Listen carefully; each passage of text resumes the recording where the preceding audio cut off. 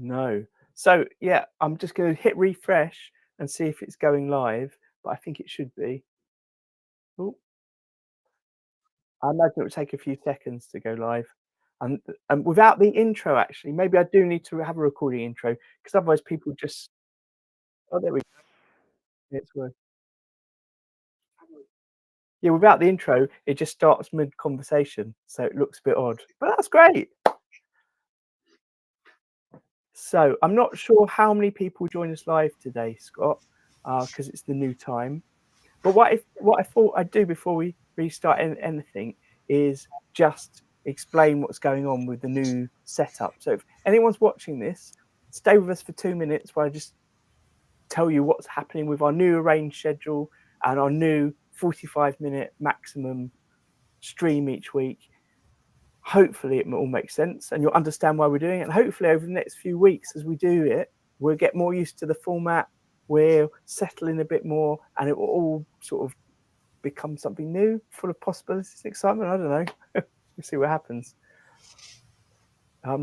Hey, Alan's in the chat. Hey, great to see you, Alan. And Barry, fantastic. So we've got some regulars back again. So anyway, anyone that's regular will know that what we used to do was streams every Thursday that were about an hour and a half on average. Sometimes they were 2 hours long, and they almost always included a guest who came along. So it's a sort of interview setup, getting to know them, getting to know their history with guitars and guitar building. Sometimes it was amp makers, pedal builders, pickup makers.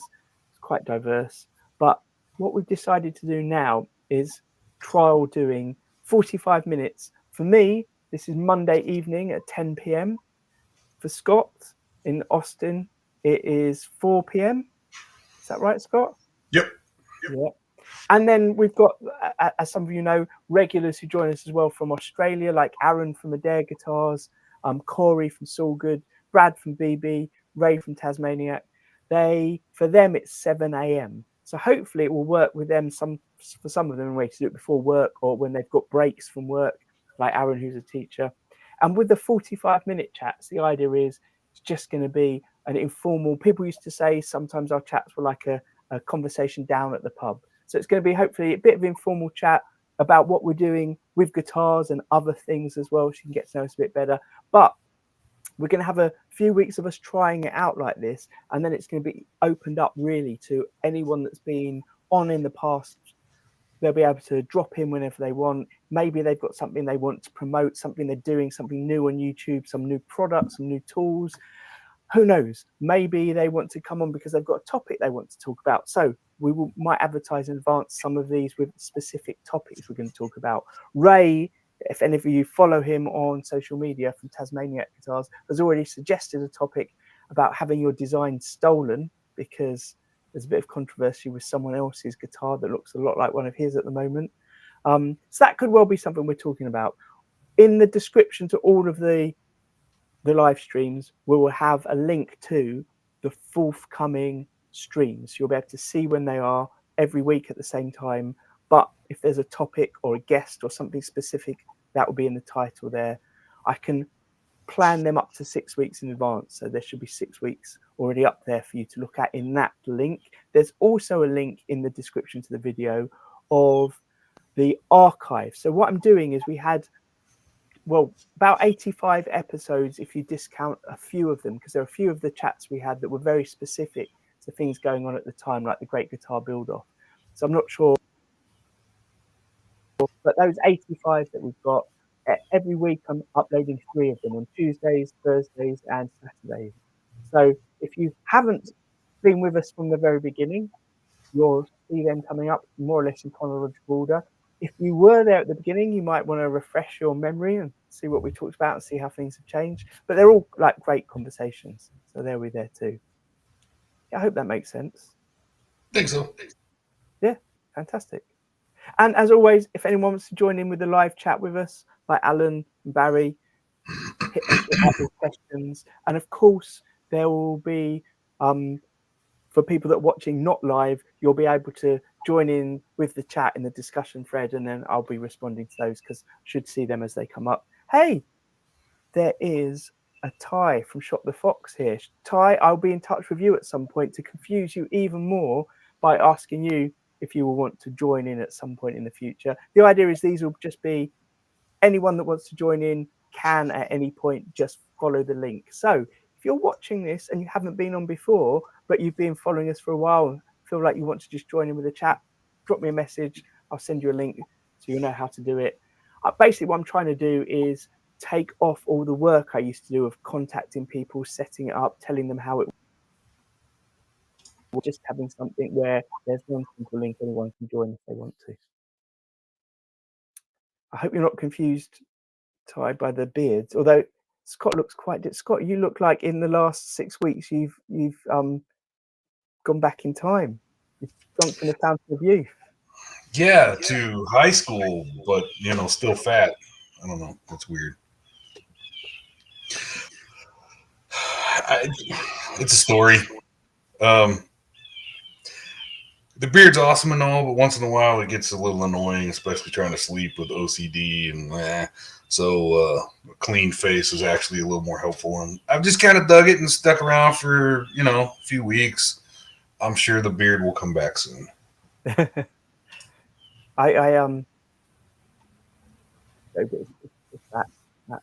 an effort keeping it managed.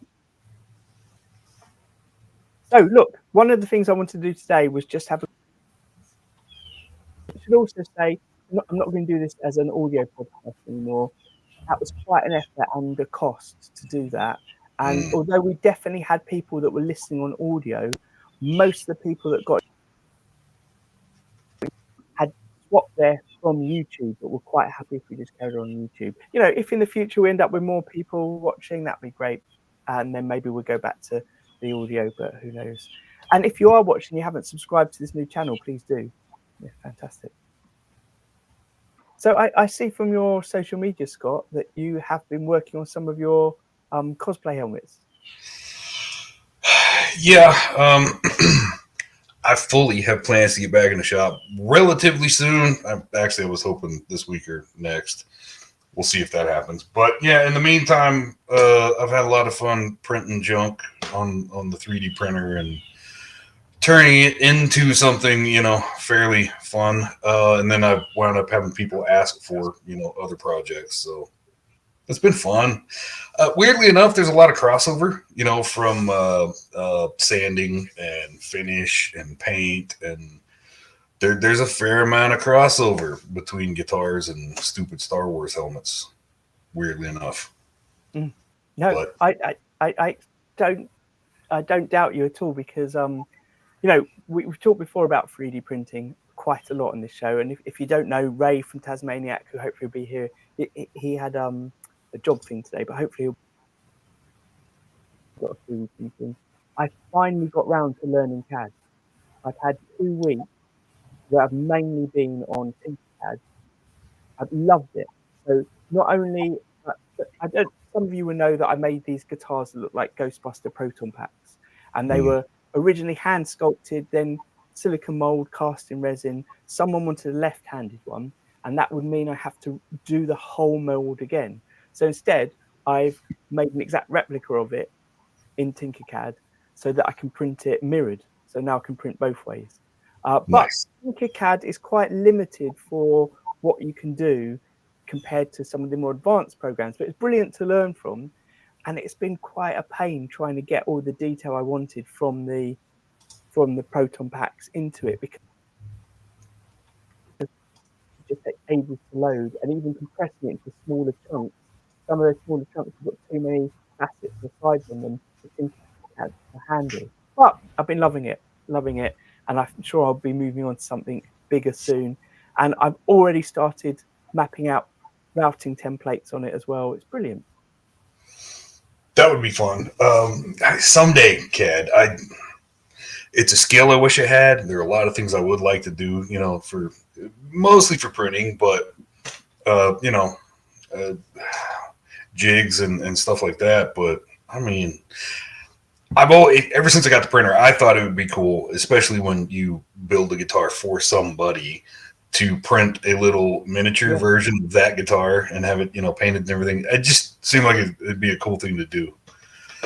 And at some point I would like to have my designs digital anyway, because eventually I'd like to get a CNC as well, and I need I need designs.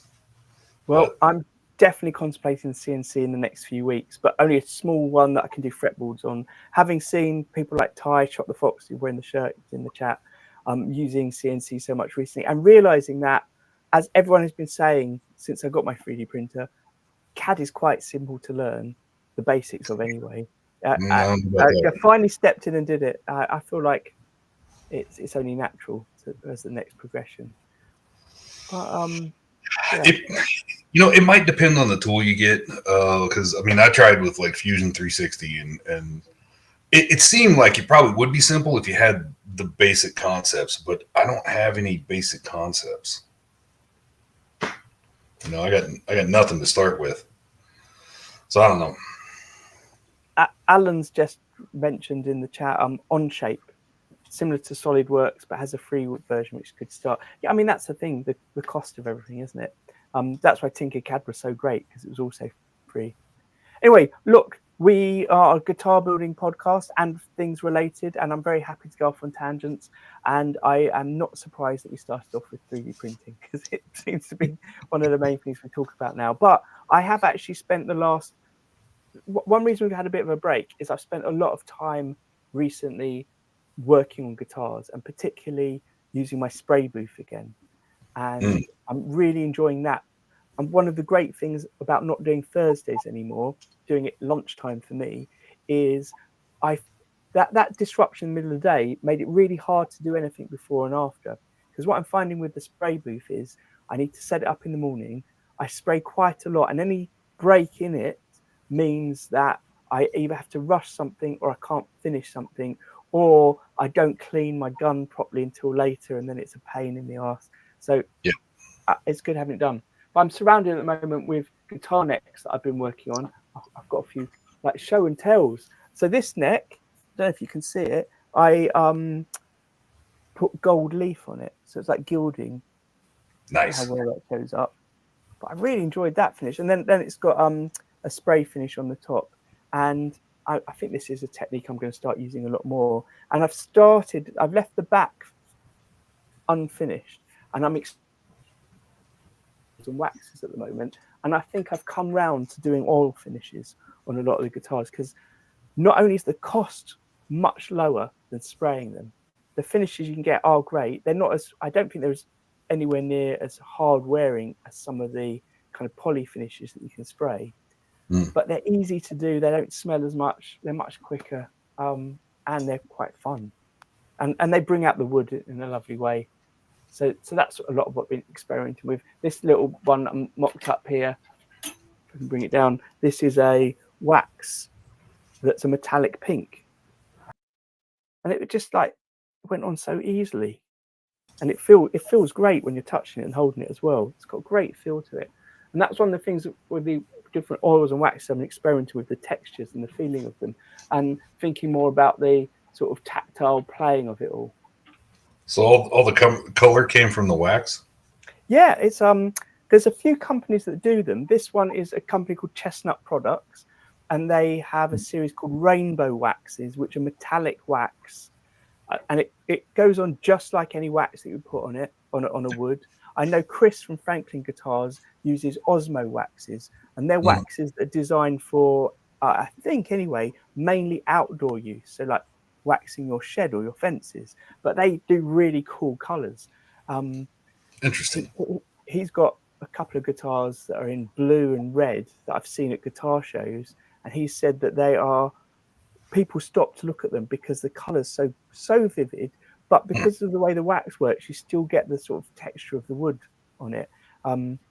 He said that he even had one guitar that no one really played very often, so he stained that one, and the next show everyone wanted to pick it up and play it. So it makes a difference. Color makes a difference sometimes, and it's so easy to apply. Yeah, I've known about that stuff for quite some time, but I didn't know they had colors. I haven't gotten around to looking into them. The world of finish is insane. There's so many options that, take a lifetime to master them all to decide which is best for you. Yeah, yeah. As some of you know, I was writing a book about guitar finishing. It's now with the copy editors, so I have, I think, not much more to do. I'm sure they'll start coming back to me. I think went with them. It was going with them this week. I think I'll just get regular emails saying, "What you on about? Well, this doesn't make any sense. You've mentioned this here and you mentioned that there, and they don't tally up." But we'll see. But that was one of the reasons I've been experimenting with some of the oils and waxes I haven't used before, just to get to know them a bit better. But yeah, finishing is endless, absolutely endless. And one of these days, I would really like to have a spray booth, but that's another subject. I don't know how to take care of a gun. I don't know, this is another deal with exposure. I don't know what a good gun is. I don't know how to pick a good gun. I don't know how to maintain it and take care of it. I don't know about, preparing material to spray. I need to learn all of that because the problem with things like that is some of it there's a cost involved at the start. Yep. And that's okay, as long as you know enough about what you're doing to get the right thing and spend the money in the right area. Yeah. That's a problem too. So yeah, maybe. I have thought once or twice that it would probably be useful to meet somebody who does, car body work, because they probably know everything you ever needed to know about spraying. Yeah, I mean, we've had Todd on in the past from Sweet Tea Guitars, who knows quite a lot about it.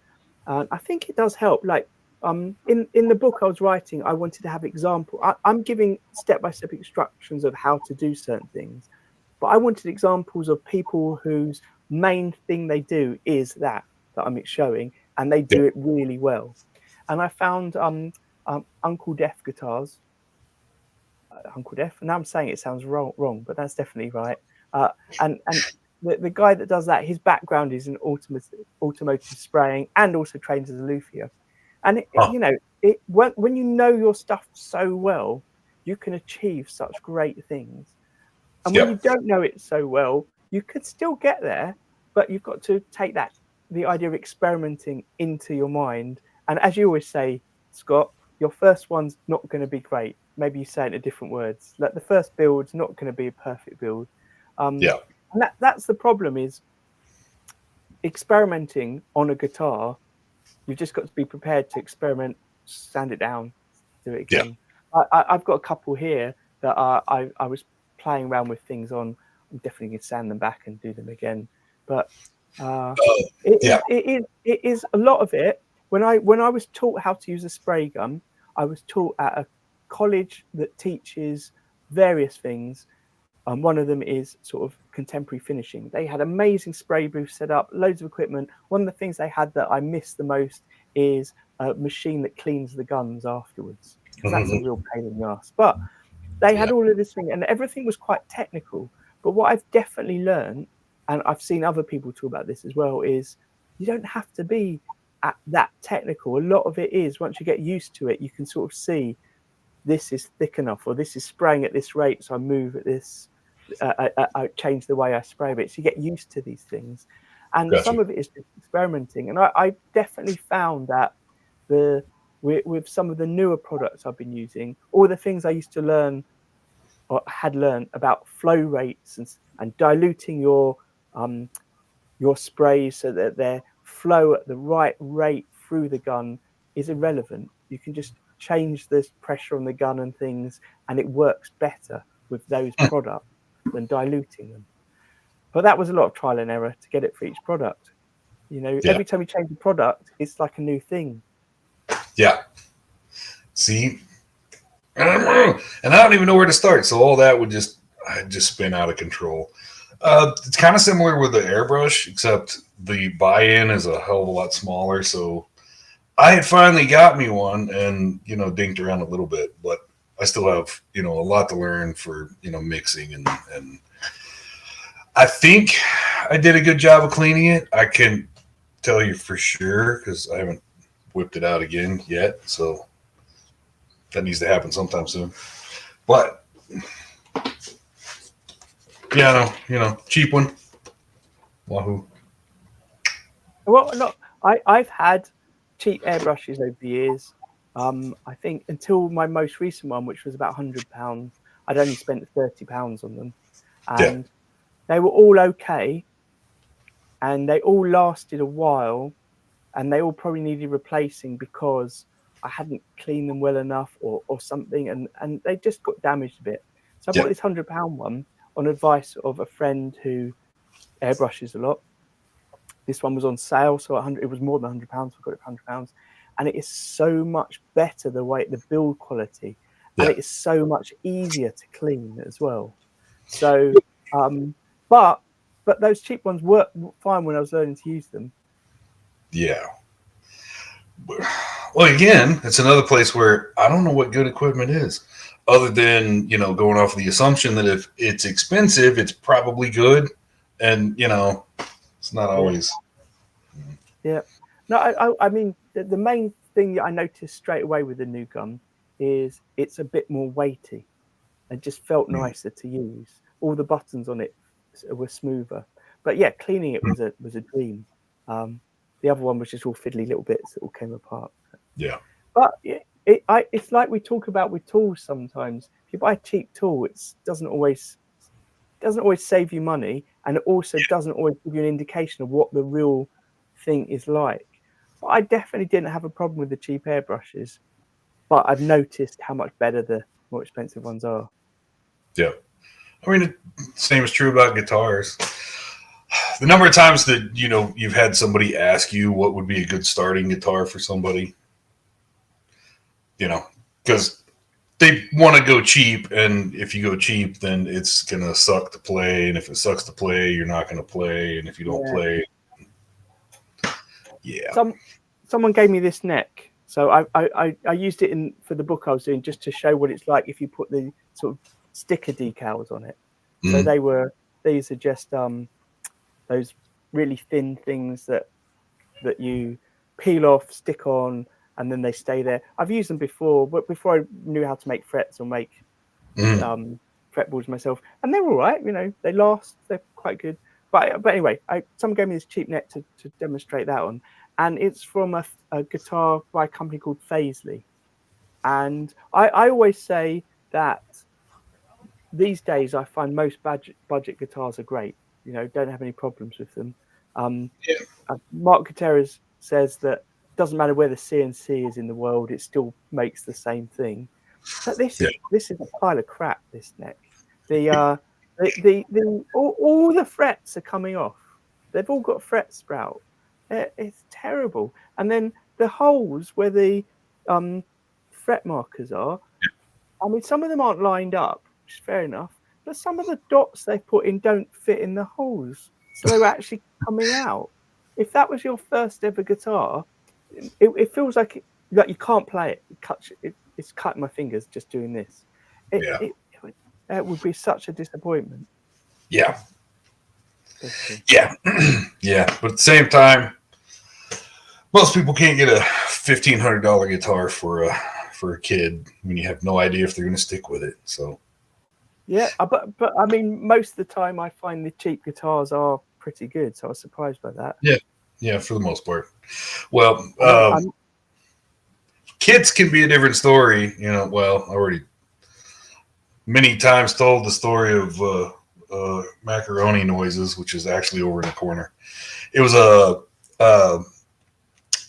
Harley Benton kit, and it's absolute garbage. And I thought, a kid, I should have the skills to turn this into a good guitar. But I don't know. I just put it together the way it was. I didn't do a whole lot to it other than finish, and it's just trash. I don't.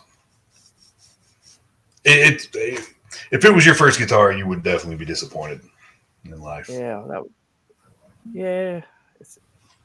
I mean, I'm not a guitar review person, a guitar review channel, but I do find it interesting seeing people reviewing guitars, and and sometimes the difference between the really expensive guitars and the cheap guitars seems very subtle.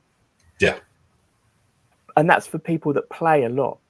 But Yeah. sometimes they'll just play a guitar and they'll rave about it. And I want to be able to physically touch that guitar and know why Yeah. it's so much better. Exactly. Well, I mean, most of the things we do, you would have to charge at least 2,000, to make it worth all that went into one of the guitars that we make. I've never touched a $2,000 guitar. I have no idea what that feels like. I don't know what it plays like. I don't know, closest I've come is the Strandberg, which is $1,400, and it's like the cheapest baseline Strandberg you can get your hands on, and it's, I think, nicer than anything I ever made, which is kind of disappointing. But at the same time, it also gives you a target to shoot for. But some of those things, I'm left thinking, what is it about this guitar that is, I don't. It's just rock solid. Yeah, but are you talking about it's nicer than any you've made in the playability? Yeah. Because there's something about the looks of yours as well, which definitely seems better than an off-the-shelf Strandberg would be. But yeah, well, I think that's probably always going to be the case with anybody's stock stuff because, just pumping stuff through a factory, we put a lot of thought and effort into making this look, special. So that makes total sense. I'm totally happy with the way my stuff looks. Just a little bit closer to that level on the playability, I think. Right. I mean, we've had people on before who work for bigger companies, and there's a lot of design that goes into a good guitar, which doesn't go into the budget ones, that make it have that playability. And those Strandbergs are meant to be amazing, aren't they? Or as you know, they are amazing. I had considered recently going to try and get a job at the local guitar shop. I wasn't sure what I wanted to do. Did I want to approach them and think, for example, we had Simon from 81 Guitar Works on not long ago. He collaborates with a local guitar shop. He's there now. He's got a bench there doing repairs and setups and things like that. I was thinking I'd love to do something like that. But also, as I've said so many times before, I just want to be in a guitar shop around guitars all the time so I can try them all out. Because I can't see any other way apart from just spending lots of time off and hanging around in a guitar shop being a weirdo that plays all their guitars, that I could play that many guitars and learn so much about them. But our local guitar shop, GAC, one of the big sort of online guitar shops, as well as being in Brighton, they've got a massive online presence. You may have heard recently closed down. And it was a bit of a surprise, so that's not going to happen. There you go. It's interesting because we've talked a bit before about what it's like being a small builder and the struggles of making money, and the KDM YouTube channel, which I've grown to love because the guy that runs it does loads of research into things. He looked into the accounts of GAC because being a British company, you have to file your earnings with the British Customs, and everyone can check that at HMRC. You can go online and check the registered filed accounts from each year.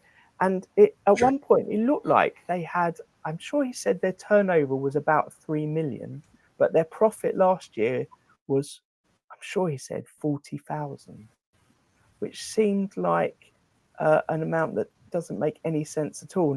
So no wonder they've gone bankrupt. How can you have such a turnover and make such it was the amount they were making was less than a lot of people have in their day job. Yeah. Company's house, that's it. Thanks, Barry. That's insane. I've just noticed, sorry, everyone. I like this time. It's good doing it at 10 o'clock, but I'm normally in bed in fact, I'm normally asleep by 10. So my ability to communicate may not be that great. One other thing that's happening in my life at the moment is I've got one here. For the Jurgs Cup 2 years ago, I made a few of these one-string instruments out of some old IKEA legs, and I took them to a guitar show last year, and I had two which I had as a sort of prototype, and both of them sold quite cheaply. Gave the money to a leukemia. Actually, I gave them to Paul from Minehouse Studios for his fundraising for leukemia charities for him doing the marathon, which he did a couple of weeks ago. But the I had a couple left over, and I met someone at that show who lives local to me. We've been talking for a while, and now we're collaborating on building these one-string instruments out of old bits of furniture. So we've been experimenting the last few weeks about how they're going to work. So what we've discovered is they definitely need, these are flat, they definitely need a fretboard on them. We've worked out, we're not sure exactly what to do about a nut, because we've discovered that just having a string tree pulls the strings at the right angle that doesn't really need a nut. So we've been experimenting with different nut heights and cutting them in different ways, trying to get it quite right. Today I set one up with him which has got two strings on it, a bass string and a guitar string. We're trying them in different setups. This one's going to have two guitar strings on. Anyway, what we want is something that's made out of recycled stuff, made out of old used bits. Doesn't have to look brilliant. The idea is it's kind of recycled, it's environmentally friendly in some ways, in that we're just using local parts, and it's something that someone would just want to pick up a noodle on and have a bit of fun with. But he works full time, so the only way to do this is after work. So he's been here every Monday after work, and we're working through until we do this call. So I get up every day at 5. So I'm doing 5 o'clock. Once the kids are at school, I then work through. Then he comes over, work with him, and now I'm doing this call. So there might be a bit of incoherency from me. So apologies. Everyone's saying I'm old in the chat. It's just because I get up at 5. It's not that I'm old. Yeah. Or maybe it is that I'm old. But I never got up at 5 when I was a kid. No. I have never been a morning person, and I can't picture a scenario where that will ever change. Well, if it helps, I'm definitely not a morning person. It's just that's the way we have to do it in our house. 5 would be brutal. But, you got to do what you got to do. Yeah. But it's exciting. I'll tell you what, one of the reasons I like these chats is an ability to talk to other builders around the world and be infused by them. Often inspired by whoever comes on. Sometimes I'm inspired by someone just talking about a tool or a process, or just seeing their work, or just hearing about their journey into guitar building. But it's so different having someone else in my quite small workshop with me and talking through ideas as we're doing them. And his background, which I appreciate a lot, is he's a musician. So he studied music at college. He's actually worked for a lot of guitar companies at guitar shows promoting their instruments. He can play. He's played a lot of instruments, so he knows a lot about what feels right for him. So it's good that we can literally in here change the nut height. He can play for a little bit, and then we can discuss what it's like to play, and then make some changes on it. Yeah, and that's something that I hope will change the way I work as well. Yeah, there was a time a couple of years ago. Met a guy who wanted to kind of be an apprentice. He wanted to learn.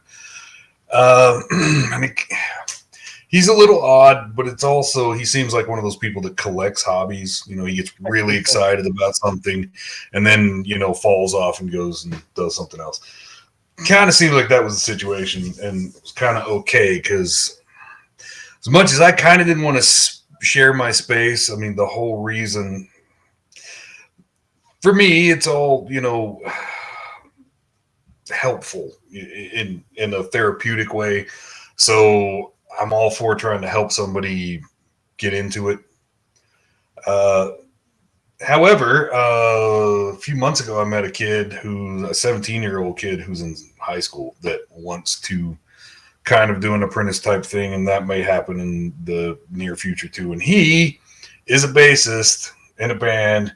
So, I don't have any problem making basses. I've made two or three, but I don't. I'm not a bassist, so I don't know.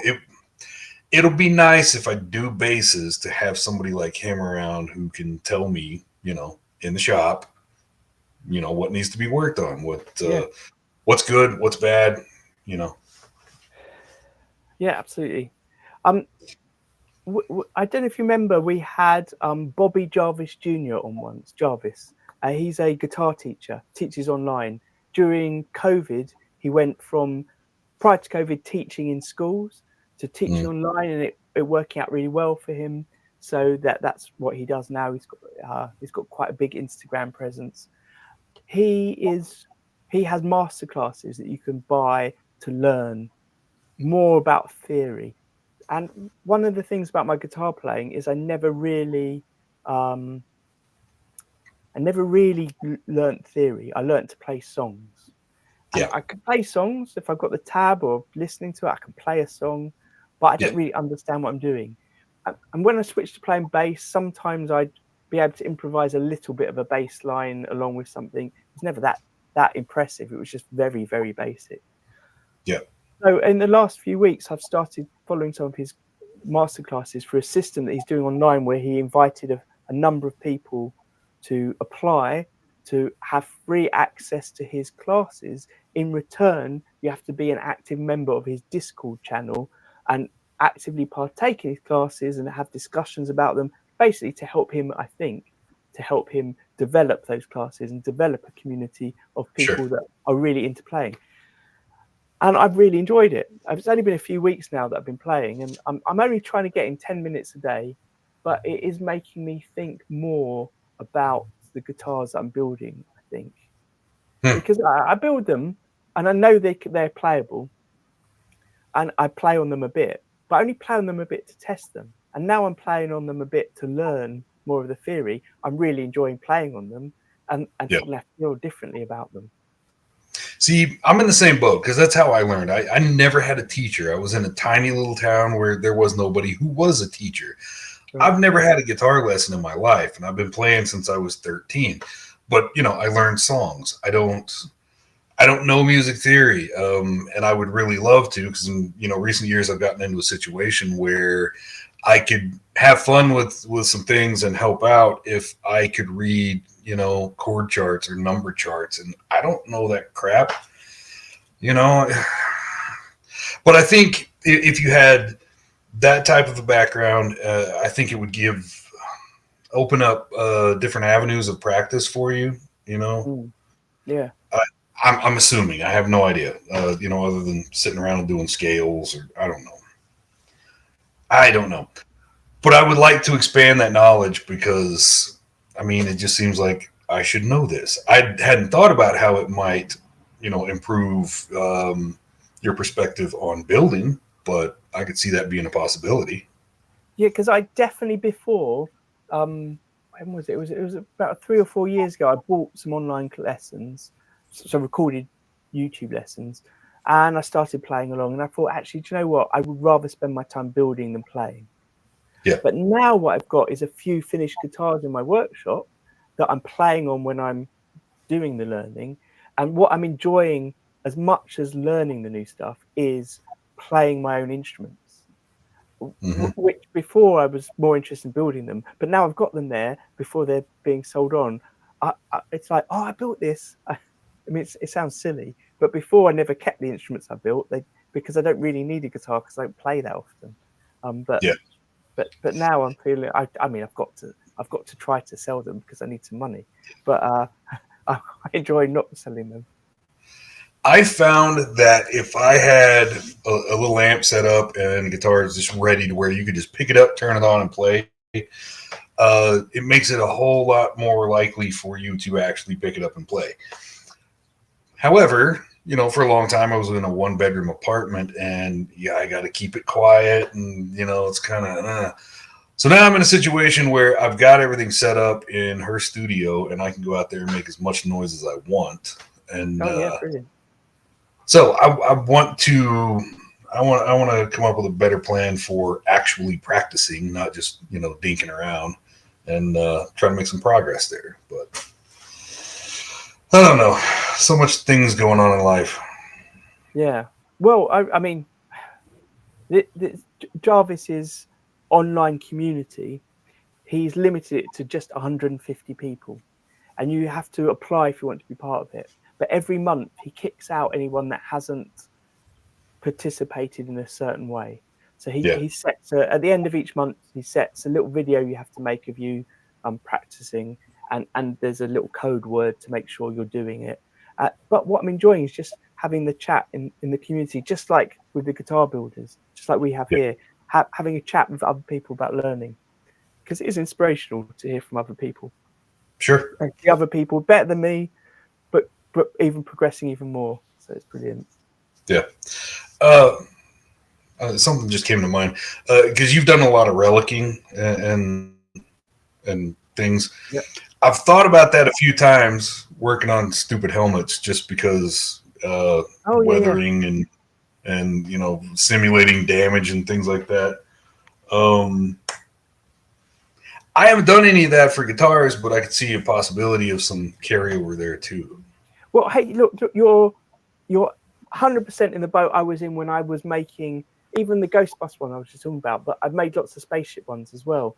It's Hmm. because the main influence for me for those spaceship ones were the YouTube channels of people building Star Wars props and doing all the weathering on that. I mean, a lot of the techniques I used on the spaceships were from Warhammer painting channels and people like the Smuggler's Room, if you know the Smuggler's Room. Yeah, Yeah, love it. yeah. So Yeah, brilliant. I put a lot of weathering on this, and it was a lot of fun to do. But yeah, I think it with things like that, it brings a sort of an extra element of life to it, and also makes you feel like you're working on one of the films, which I like. yeah, yeah, and it also lets you hide some mistakes.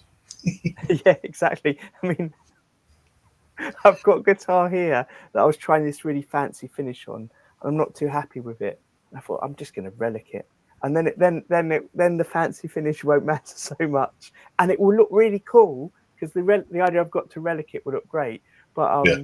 yeah, it's funny what you can get away with relicking. But there's definitely some people that do relicking better than others, and I would say that some of the high end guitars that are relicked are not very good at all. So I haven't yet been in a situation where I wanted to do that. I'm sure there will come a time where it would be fun to at least try it, um, It definitely is worth it. or make something that just looks, overly, weathered and funky like that. Because now that I've been doing all this crap, I'm trying to think of a way that I could incorporate this into a guitar build of some kind. But I don't know. I can't quite picture it just yet. But So I look forward to seeing your new build, the Clone Trooper guitar crossover. I don't know when that'll happen, but I for quite some time I've had a plan drawn up on the bench. It's waiting. I have a top and a body billet that are picked out. I haven't picked out neck stuff yet, but sometime soon I will get back to the shop and start a project. So yeah, Nice. I'm desperately trying to finish everything because I want to get. I probably won't get on with it doing anything new because I need to finish everything and then try to sell them before I can justify building new guitars. But I've come up with so many new things I want to put together into a guitar that I need to yeah, get on with it. And I can't justify starting something new without finishing the other things. This is my favorite neck that I'm working on at the moment. It's a crackle finish, but I changed that's it from white on blue to black on blue on there. And I've decided I'm scrapping the fretboard it's got, and I'm going to do a crackle finish on the fretboard, I think. that's awesome. Hey, listen, so anyone that's watching this, what would be brilliant is it is the new channel. So if you can subscribe, comment, all of that stuff. But if you can go back and look at the archive, again, I've linked it in the description here, of the videos that are going up of our old conversations we've had. One funny thing I found looking back on the the ones I put up at the moment, which are all some of our early ones, is they're still interesting chats, but they're not maybe quite as polished in some ways as our current ones are. But I seem to say the same things quite a lot. I seem to start every chat with "great," like I'm surprised that we're actually working. But yeah, it'd be brilliant if you can go back and watch them, share them with people. I'm really hoping that this will potentially be an archive for people that are interested in guitar building to get inspiration and learn from people. But the problem with a new YouTube channel is getting viewers. So doing the sharing, the liking, all of that really helps. So that's what I really need from everyone, a bit of support like that. And if anyone wants to come on and join our chats, send me a message. That'd be brilliant. And tell us what you think about a short format. I think it'll be a good idea. I do. Yeah. So look, the next few weeks is going to be a bit like this, just a bit of a chat, a bit of catch up with everyone. But then I think we are going to start dropping in some topics. I want to try and get a time for the Australian guys to all be on as well, that they can all do, so we can talk about the Jurgs Cup. Because as a lot of you know, there's this sort of informal competition. It's not really a competition. It's a cup. It's a challenge to get people to build guitars, build along and share what you're doing online with each other. You can find out more about that and the current one over on the Guitar Builders Collective Instagram. But Corey is sort of integral behind that, so it'd be great to have him on. Maybe we'll get him and Mick on as well. Mick's quite involved with all the design for the promotion for it. Yeah, so hopefully that will happen soon.